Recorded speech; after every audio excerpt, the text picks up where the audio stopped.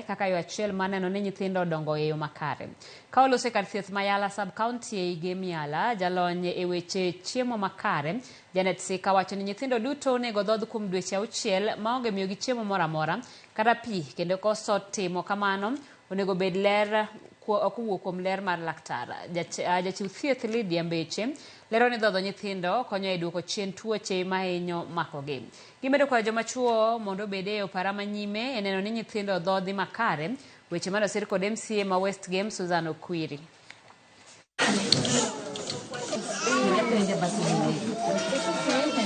Ukishatoa matiti then mdomo ya mtoto hii lift ya juu.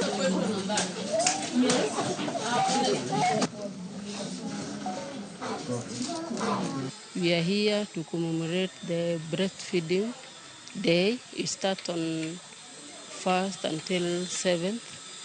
We are here to promote, protect, and support the exclusive breastfeeding. Breastfeeding is very important, and I joined the nutrition department together with the health facility administrators, so that I meet the lactating women and we talk more about breastfeeding with them. The main thing is exclusive breastfeeding. So far, our mothers are well informed today, and they have left excited because of even the gifts that they got from the Mheshimiwa.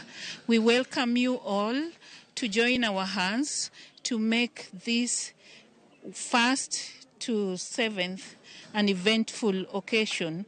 We've really encouraged them, we've passed the message across of really ensuring that all our children are supposed to be breastfed exclusively for 6 months without giving any other thing, be it water, and if need be, then we will only prescribe medication at the facility level.